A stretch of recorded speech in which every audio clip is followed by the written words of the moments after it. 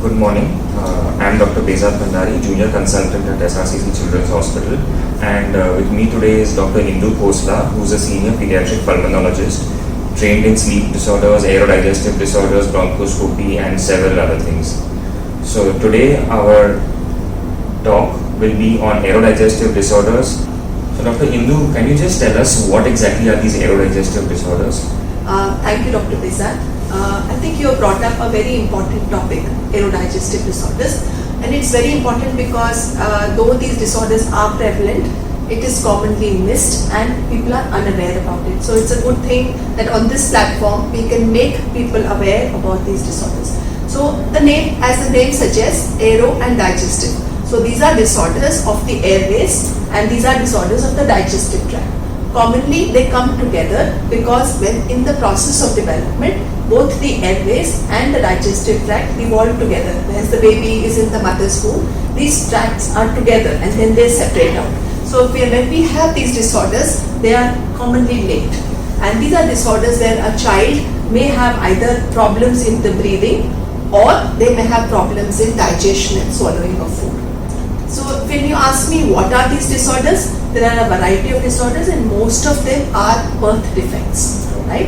So these are children who may present with a voice which may be altered, they may have a weak cry at birth, they may have noisy breathing. So typically a child may have something called as a stridor. Exactly, so that's what I wanted to ask, that suppose now for our parents out there, what do they look for at home to realize that this is something that needs attention by an aerodigestive clinic, or this is an aerodigestive disorder? What symptoms do they look for?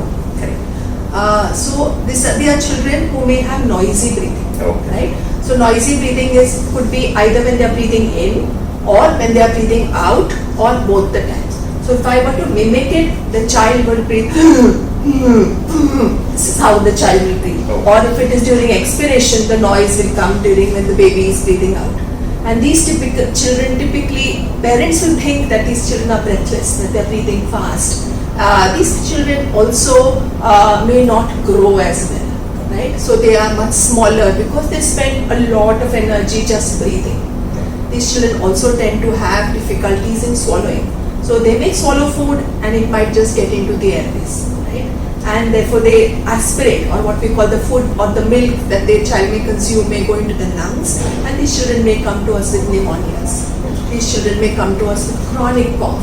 So any child who has a noisy breathing, difficulty in breathing, or difficulty in swallowing, or a weak cry, chronic cough, recurrent pneumonia, these are a group of disorders which we call as aerodigestive disorders, and this is what the parents should look out for when they think of disorders involving the airways and the digestive tract. Okay, so once the parents notice these things, thank you for explaining to them. I think it will be easier for them to now understand what to pick up in their children. So when they come to us with these problems, how can we help them? I mean, what kind of diagnostics, what treatment options, what exactly do we do with such children? That's a very important question that you brought about. So these are not easy disorders to diagnose. So therefore they are missed, and it requires specialized clinics. It requires specialized equipments and specialized tests to diagnose. The most common, the most important of all these tests that we require is something called as a scoping.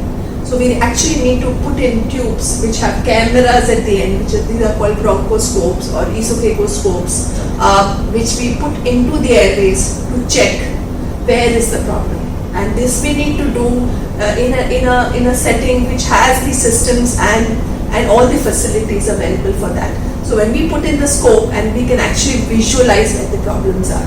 So that is the first and the most important thing that we do in many of these children. Beyond that, we can do certain X-rays, which will also help us to diagnose these disorders.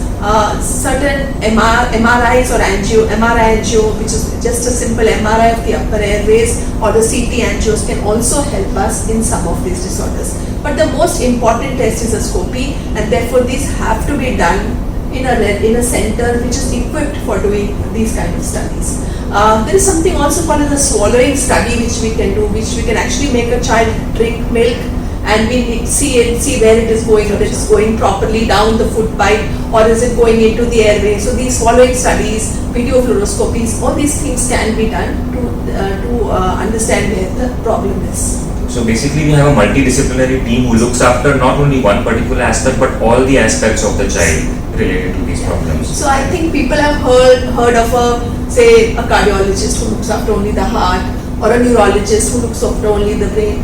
But these are disorders which actually span over 2-3 systems. So we therefore need to have a multidisciplinary clinic. To give the best to the patient, we need to have doctors from 3-4 different faculties to put in their best, to brainstorm and then give the best. So we need ENT surgeons because it involves the upper airway. We need pediatric pulmonologists because it involves the lungs. We need gastroenterologists because it involves the digestive tract. We need a speech therapist because sometimes we have to give a lot of exercises to the upper airway to enable the child to start digesting and start swallowing properly.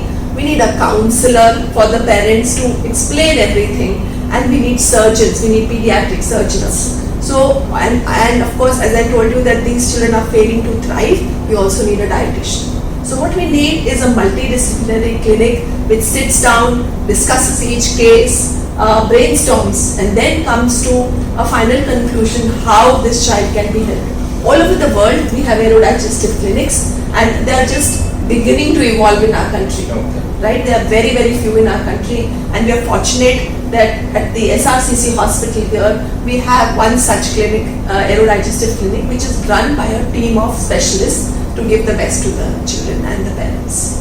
Thank you, Dr. Indu. I think now all the parents out there will be really happy that SRCC Children's Hospital is opening an aerodigestive clinic, and as Dr. Indu has explained, they're not just one doctor, 2 doctors, but an entire multidisciplinary team who look after your child from every aspect. So I think we are surely looking forward to the aerodigestive clinic. Yeah, and I must say that Dr. Bezad is a part of our team, and he is our frontline worker along with Dr. Shruti, who's helping patients for the aerodigestive clinic. So Dr. Indu, suppose one of our parents out there has some concerns regarding her child, regarding aerodigestive disorders, how can they get in touch with us, or what should they do? Yeah, so as I mentioned earlier that we do have a specialized multidisciplinary clinic.